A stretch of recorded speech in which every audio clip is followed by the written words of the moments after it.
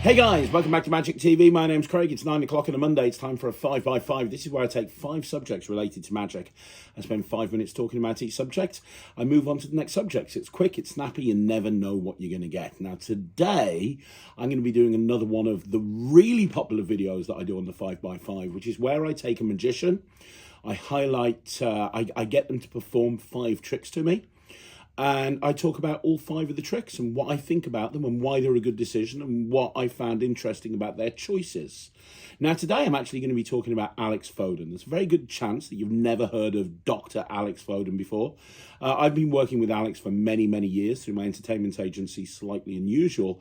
Alex is a really great magician, a kids entertainer, although a retired kids entertainer now. Magician, he does stage shows, cabaret shows. He's very, very good. And I've seen him progress over the years from somebody who wasn't very good to somebody who's now pretty much awesome in any situation. And somebody who runs an agency, I can tell you that every single time I take Alex out or I send him out to a gig, he gets incredible feedback. Now, the footage that you're about to see was shot in a McDonald's at about 1 o'clock in the morning. Myself and Alex and our assistant in the illusion show, Kat, had stopped off at McDonald's after going to do an illusion show for a military base in London. And me and Kat were off back home to the warehouse to unload the illusions in Staffordshire, while Alex was going back over to Essex where he lives, and we hadn't eaten, so we decided to grab a bite to eat before getting on the road. And I took this opportunity to basically get Alex to perform 5 tricks. Now, if you've never seen these videos before, they don't have to be 5 tricks that the person has created. It's just 5 tricks that they really enjoy performing, that they consider their 1,000 timer. I remember the first time I heard the term 1,000 timer. It's that trick that you do 1,000 times and you know it's inside out, back to front and upside down. I found Alex's choices very, very interesting. So without further ado, we're going to look at that this week. Here it is, the first trick of Alex's 5 favourite tricks. We're going to have a look at a performance of it, and I'll talk about what I think. All right, Kat, do you know what this is? What is it? Fantastic. This is my favourite thing because I am a geek. Can you solve Rubik's Cube? No. Should have maybe asked before I started doing this then, really, shouldn't I? Actually, I can solve a Rubik's Cube. It takes me about a minute legitimately. It takes me about that long if you let me cheat.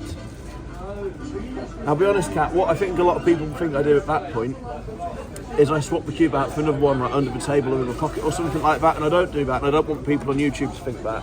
So what I'm going to do, I'm going to mix it up in front of me, I'm going to solve it in front of me, and that way you know that I'm not switching it, okay?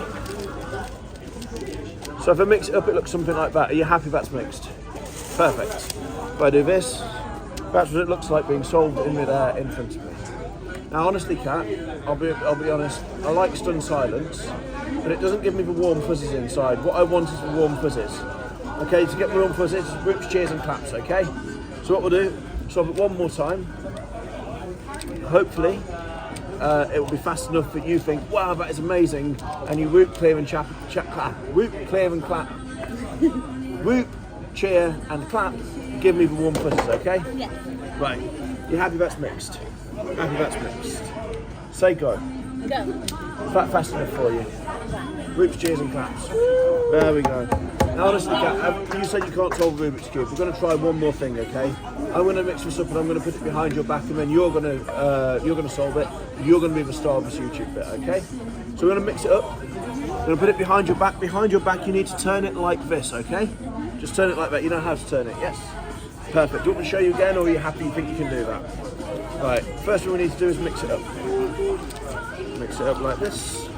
Then you're going to put it behind your back, turn it like I showed you. Show the camera, mixed up. Ready? Perfect. Mix it up, and then whenever you get the urge, Kat, bring it out in front of you. You'll be the star of the show.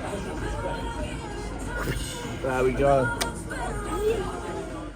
So the first trick that Alex did is obviously a cube routine. And, you know, cube magic is near and dear to my heart. I do a lot of cube magic myself. Ryland obviously does a lot of cube magic. And Alex has been doing cube magic for years.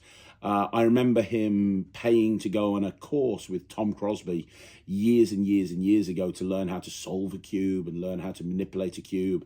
And it's something that Alex has been passionate about for a very long time. And cube magic is very strong. What I love about cube magic, and I think it's very much a Marmite thing, you either love cube magic or you hate it. And I think what I love about it is it's a common object that everybody's aware of. Everybody knows what a Rubik's Cube is. Everybody also knows how difficult it is to solve a Rubik's Cube. So when you do quick solves and when you do matchups, people understand how impossible that is. And it's not a card trick. It's not a coin trick. It allows you to do prediction tricks, mentalism, visual magic. I mean, there's so many different ways that you can actually go with cube magic. Now, the particular routine that Alex shared there, he said it was an amalgamation of various different things that he's seen. I recognized the toss-up solve from Cube 3. I also recognized some stuff from Takami's Sui. I'm pretty sure he was using the original Takami's mix and not the Cube 3 mix, although that toss-up solve was definitely a Cube 3 solve. It's very interesting that he didn't really do a matchup style routine. A lot of people that do cube magic, they'll do a matchup style routine in there, which he didn't, which is fine.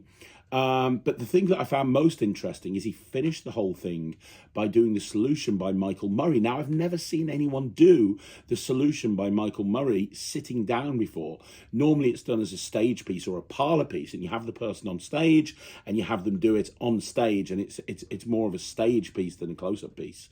So it was a very interesting choice to do the solution sitting down. I've never seen that before, but it worked. One thing that I don't think did work is doing it with a solved cube. You know, he gave the solved, he demonstrated what he wanted Kat to do with a solved cube, and then he mixed it up. I think it would have been better mixing the cube up first, then demonstrating it to Kat, and then going into the routine as opposed to the way he did it. But the fact that he did it sitting down, I thought was very, very clever. I also very much liked his handling of the cube. I thought the handling was very good and very strong, and the actual moments where the cube was solving looked fantastic. So yeah, it's an interesting choice. It's a really good first choice. Like I said, you split the whole magic community with cube magic. They either love it or they hate it. I love cube magic, so I really appreciated this trick. Let's have a look at the second trick that Alex chose to show me as his 5 favourite tricks. Right, Kat, I'm going to show you a trick. It's a gambling game. I keep it in my wallet because normally I play for money. I'm not going to play you for money because I would cheat and you would lose, okay? Now, I call this a 4-card game. Do you have any idea why I call this a 4-card game? 4 cards? Good guess, but no. It's because I want you to follow the 4 card, okay? 4's on top, all you need to do is follow the 4. Okay. So 4's on top. If I count the 4 down to the bottom like this, there we go. Where should the 4 be? On the bottom. Correct. No Yeah. fooling you, is there? Right, 4's on the bottom. If I count the 4 up like this, where should the 4 be now? On the top. Fantastic, still no fooling you. Now, if I was going to play this for money, I would cheat. I would use sleight of hand and misdirection. Misdirection looks like this. Oh my life, look over there. Sleight of hand looks like this. Where's the 4? Bottom. No, it's on the top. We'll try again. If the 4's on the top, if I count the 4 down like this, where's the 4? Bottom. No, it's on the top. We'll try again. If we take the 4 and put the 4 in the middle, where's the 4 now? In the middle. No, it's on the top. We'll try again. I'll help you out this time. Where's the 4? There. No, it's on the top. I'll try again. I'll help you out. Where's the 4? There. No, it's there. Now, some people at this point may think all of these are the same. Be honest, Cap, do you think all of these are the same? No. You should do. You see, this one's a 10. This one is a 10. This one is a 10. Oops. And this last one is a 10. You see, there's not 1 4 in any of these here. Now, that does raise a question, Kat. Should this be the 4-card trick or should it be the 10-card trick? 10 cards. The 10-card trick. So what you're saying is it doesn't really matter that that's a king. It doesn't really matter that that's a king. It doesn't really matter that that's a king or that that's a king. I know. So for those people that don't recognise the trick that Alex just did, it's called Jumping Gemini, and it's by Darwin Ortiz. Now, I think it was originally in Card Shark, but I might be wrong. It might have been one of his other books. Darwin's bought so many books out at this point. But Jumping Gemini is an amazing trick. For those people that don't know, it's a regular shuffled deck of cards in use. There's no gimmicks, there's no extras. You just literally take 4 cards out of a deck and it's pure sleight of hand. And there's nothing difficult about jumping Gemini, but it's a little bit like walking a tightrope in that there's a lot of moves and you're constantly doing move after move after move. And you don't see many people doing jumping Gemini. But, you know, one of the things that I think is important is when you're going out and performing, you want to try and get around as many people as possible. You want to try and get to everybody if you can. So it's important, especially when you're working a bigger room, to have routines that have multiple magical moments, because that way you can do one trick to a group of people and they feel like they've seen maybe 10 or 12 tricks. Well, jumping Gemini absolutely has that, because there are so many moments of magic, and it starts small with the with the packet trick style thing where the card keeps coming to the top of the pack. Then just when you think you know what's going on, they've got the 10s, and then the kings just come out of nowhere. It's a really strong trick, and it's a great lead into an ambitious card routine. Now, one thing that I found very interesting about how Alex performs this is he uses it as an everyday carry trick. So he has the 4 cards that you need for jumping Gemini tucked away inside his wallet, and he takes the cards out of his wallet and he performs it and does the trick and then puts the cards away, which I thought was a fascinating choice, because normally I see jumping Gemini done, and the way that I've always done it is by taking the cards out the deck. And the reason for that is because the cards can't be examined at the end. So by doing it that way, you can cut the cards back into the deck and you're left with a regular deck of cards that they can examine. But he chose to do it this way, and he chose to take the packet out of the wallet, do the trick, and then put the packet away. And I can see pros and cons for that. I can see it's a really nice idea to have a packet trick inside your wallet that you can take out and do it anytime you want to. It's an interesting idea though, because I do like to end by cutting them into the deck, else they can't be examined. But I mean, he told me that he's done this for years and years and years, and he's always done it this way, and it always gets a great reaction. And I believe him, because watching his performance was very crisp. It was very good. I still think I'm going to take them out the deck when I do it, which means that I'm probably not going to do it as many times as Alex does, because with Alex it's an everyday carry, but it's still a great trick. If you want to learn it, it's called Jumping Gemini. It's by Darwin Ortiz. Now let's have a look at the 3rd trick that Alex chose to talk about and perform for me when I asked him for his 5 favourite tricks. Right, Kat, I'm going to show you the easiest card trick in the world. Easiest because it uses these cards. They are blank completely on this side and blank completely on this side. Kat, take a card for me. Have a look at it, Craig. Make sure the YouTube people know what it is. Make sure I don't know what it is. That's sort of important. When you're happy, put it face down in the middle for me. Face down in the middle. That's face up. Namaste. Thank you. Always important to get this right. When I snap, your card jumps to the top. To be honest, I said it was the easiest card trick in the world, not the most impressive, so we'll make it a bit harder. Write your name, please, nice and big on the face of that. I'll tell YouTube a joke. What do you call a magician's dog? A labracadabrador. Such an awful joke, isn't it? Right, Kat. Yes. Now that you've signed your name, this is a little bit harder. The card goes face down into the middle, snap, and now it's signed, it jumps to the top. That's a little bit more impressive, yes? Clearly not that much more impressive. I'll make it a bit more impressive. What I'll do this really slowly for you, Kat. There's your card very slowly into the middle like that. I'll be honest, some people they think I cheat and that your card's already on top, and I'll show you that it's not. Some people think it's on the bottom. It's not. In slow motion, Kat, your card jumping to the top looks something like this. You know what, let's go even slower. Let's see if you can catch me out this time. Right, we'll go here. Kat, there's your card. Show YouTube. You know what, Craig, can I borrow your finger? Would you mind pushing that in? Perfect. Kat, where's your card? Weird, isn't it? You know what, actually, Kat, I'll show you something else. Put your hand out flat like this. When I rub, that's when the ink disappears. When I rub again like this, that's when the ink comes back invisibly.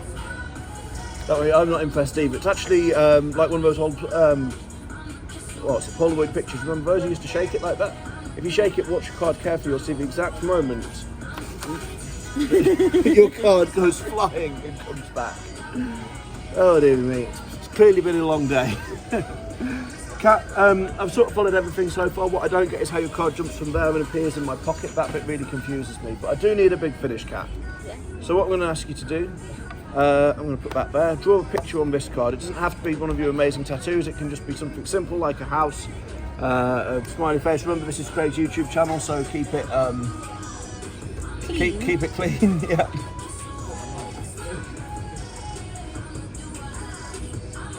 Perfect. Little person. Is that someone holding some cards or some flowers or something? Yeah, it's totally waving to you. Oh, waving. I like it. Right. So we have Cat's person waving on top. We have her name underneath. So that's waving on top, name underneath. You get the idea. And make these two cards change places. If you watch carefully, you'll see exactly how I do this. Look, 1, 2. Like a fox. Be honest, did you see how I did that? Yes. Yeah. Did you see your little drawing disappear from this card? No. And appear on the back of that one? Boom.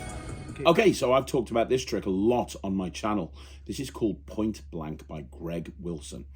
And you can find the original routine on Pyrotechnic Pasteboards, which again is by Greg Wilson.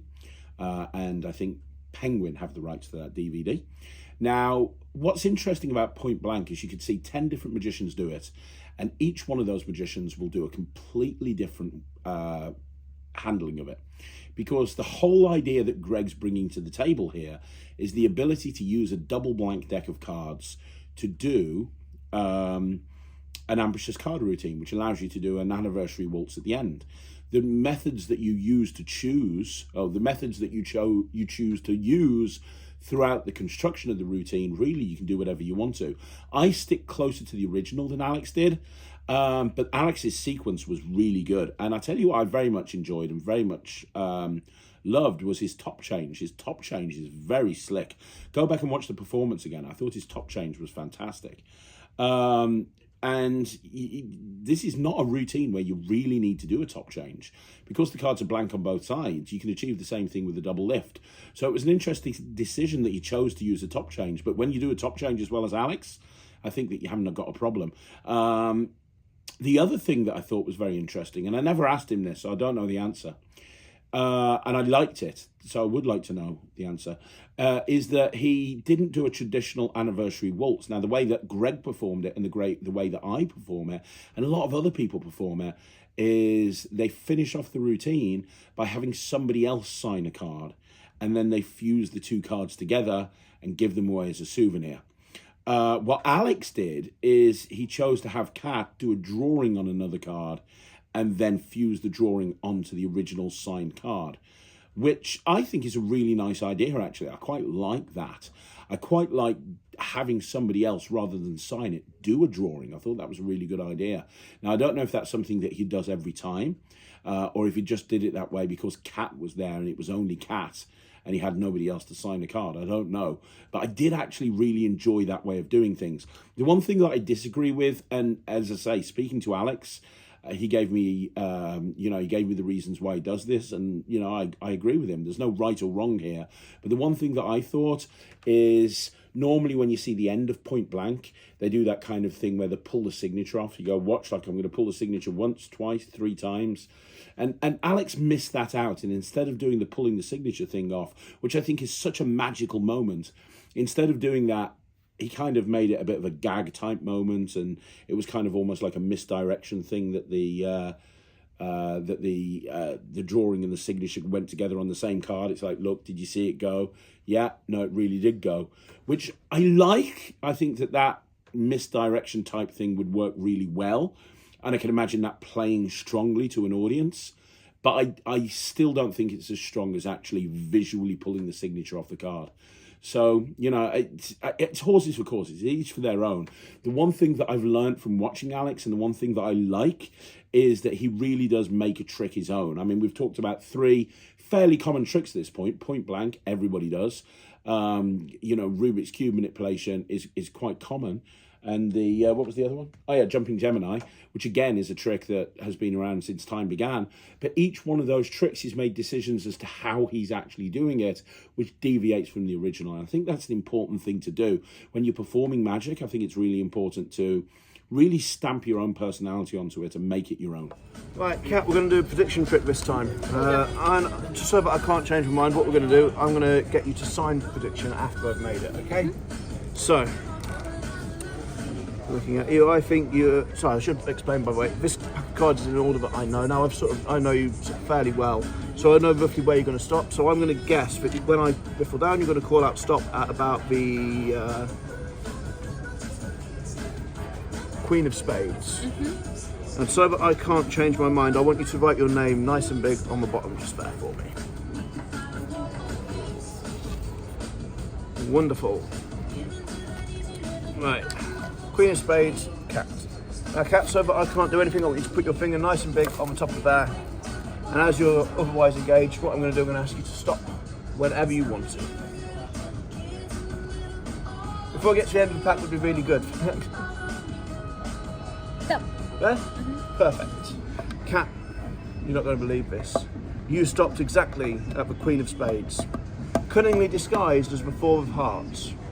Now, what I could do is do some sort of weird magic, and I could do some sleight of hand to make it change into the Queen of Spades. But the thing is, you didn't pick the Queen of Spades. You picked the Four of Hearts. Yes. So, if I was a magician, I wouldn't change the card. I would change the prediction. Have a look. Yeah. So what you just saw there is an out to lunch trick, right? And when I asked Alex afterwards whose trick it was, because I'd never seen it before, obviously I've seen out to lunch before, I'd never seen that particular routine, he just looked at me and he said, it's just a handling of out to lunch. So I don't think it's anybody's, I think it's Alex's own sort of handling of out to lunch. And it's really nice handling. I actually very much like that. I've never seen anyone do it quite that way before. The one thing I learned from watching this performance of Alex is just how strong using out to lunch can be. I think sometimes as magicians, we overlook the basic simple principles in magic because we're looking for that big hit. We're looking for that really difficult routine or sequence that's going to make us the next greatest magician, right? But there's a lot of routines out there. There's an awful lot of routines out there that rely on out to lunch that are really, really strong. And if you think about it from an audience's point of view, they're signing a blank business card or they're signing a business card with a prediction on it. There's no ambiguity there. There's no uncertainty there. Their signature is on it. That is absolutely 100% the card. And then that card changes and it's still their signed card. It's impossible, really, when you think about it. If you had a trick that you saw marketed with the playing card and it was like, hey, you've got this playing card and you're going to sign it on the face and they're going to hold on to it and the card's going to change, but the signature's still going to be on the face, you buy that every single way in Sunday, right? So we shouldn't overlook how powerful out to lunch is. Kat, although being my assistant for over 11 years in this show, and has seen a lot of magic, she'd never even seen or heard of the out to lunch principle before. It's something I'd never showed her. And she was floored. This was her favourite trick afterwards when I spoke to her about it. And I think, like I say, it's important to remember just how good these beginner tricks are. I also very much liked Alex's approach to it and having it as a card trick and having the card change, and then after the card changed, having the prediction change. From a routining point of view, it made absolute sense and obviously left the business card in the spectator's hand to keep as a magical souvenir. So yeah, really, really good. Very nice handling of out to lunch. That leaves us with one final trick, which we're going to have a look at right now. I'm going to show you something using this. Do you know what this is? Pen. It's a Birmingham credit card, but yeah, it is a pen knife. I like to call it a Birmingham credit card because if you use that in any shop, it gets accepted everywhere. Best of all, 0% interest. Have a look at it, make sure it is a genuine knife, make sure there's no trapdoor, secret compartments, hidden assistance, strings, wires, magnets. It is just as it appears. Just kidding. Ooh, good itch. Now this knife is legal, the blade is less than 3.5 inches long and it doesn't lock. That means you don't need to move any levers or any compartments or whatever it is to close the blade. It is completely legal. The blade is less than 3.5 inches long, legal. Thing is, if I were to try and use this as a credit card, police would see that as illegal and try and arrest me. If that's the case, what you have to do, you have to squeeze it like this and have it vanish. Now it never goes very far, it always just jumps to the pocket, sorry, big pockets more like here. Now the thing is, this is a black knife. If I was to do something illegal with this, police would be looking for a black knife, so I would change it. I would make it look white. I can see you're blown away by that, Cat, so what I'm going to do, change it back to black. You see, that's how I prefer it. Now, Cat, you're not stupid. You know that to do this, I need to have two knives. So I've got the black one here, and if I've got one in my pocket, which one would be in my pocket? The white one. Now, that's the black one in my pocket. The white one, of course, is in my hand. I'll show you how this works, okay? It's all to do with the secret move. The secret move is this. If I take the black knife out and touch my thumbs, I haven't done it yet, but the black knife is still there. Touch my thumbs together, that's when the white knife jumps over here and the black knife jumps here. That can happen in your hand as well, Cat. Put your hand out nice and flat for me like this. Close your hand around the two knives, turn your hand over. I'm going to take one of the knives out, the black one. If I put the black one in my pocket, which one does that leave in your hand? White. No, the white one's in my pocket. Open your hand, that would be the black one in your hand. Have a look at both of them too. Now, Cat, we need to do the big finish. Would you like to do the big finish with the white knife or the black knife? The black one. We'll put the white one away. Now, Cat, I said I use this as a credit card. I don't. I lied. I use it as a debit card. This is how I make a withdrawal. So in my opinion, we've left the best till last. Alex's colour-changing knives was just exceptional. I've seen him perform this in front of live audiences in walk-around situations, and the reactions he gets are ridiculous. He does colour-changing knives very well. And his paddle moves are crisp, his changes are good, the structure of the routine is fantastic. But the thing I like the best is the finale, and that was his finale. That was his creation. I've never seen anything like that before. But I love the idea of ringing in the £10 notes and having it folded up with elastic bands, or having it look like a knife and just ringing that in. I thought that was really good and a very, very, very clever way of handling that. Again, it's another example of Alex really kind of making a trick his own, and that's what he did. I've seen the problem with color changing knives is a lot of the time there is no climax, and I've seen lots of different ways of finishing color changing knives over the years. Obviously the David Regal set turns the knife into a sort of a red knife, like a Swiss Army knife, which is great. You've got the Joe Mogar explosion set where everything just explodes. You've got rainbow knives, but I do like the knife completely disappearing and turning into a £10 note, especially as it brings the whole thing full circle. Because he says at the very beginning, he introduces it as a credit card, and what happens with the credit card? You get money out, and then at the end of the routine, the knives turned into a credit card. Very, very clever and a beautiful routine. No table required, instant reset, examinable at lots of different points, and an ending they don't see coming. And like I say, really visual. For anybody who's never done color changing knives before, that's a wake-up call that you should be doing it, because when you see it done correctly, like Alex just did it there, it's a powerhouse of a routine. So there you go, guys. That's another 5x5 magic video in the bag. Do me a favour, let me know what you think in the comments down below. Let me know what you think of Alex's performances in the description down below. Is there somebody else you'd like me to do one of these 5x5s on? Again, let me know in the comments down below. If you want to see more videos like this, like the video, subscribe to the channel, leave a comment down below. And if you haven't already done so, please go check out The Netrix. It's www.thenetrix.com. That's www.thenetrix.com. You can get access to it immediately and see what all the fuss is. Guys, thanks once again for joining me. I'll see you again soon. My name's Craig from Magic TV.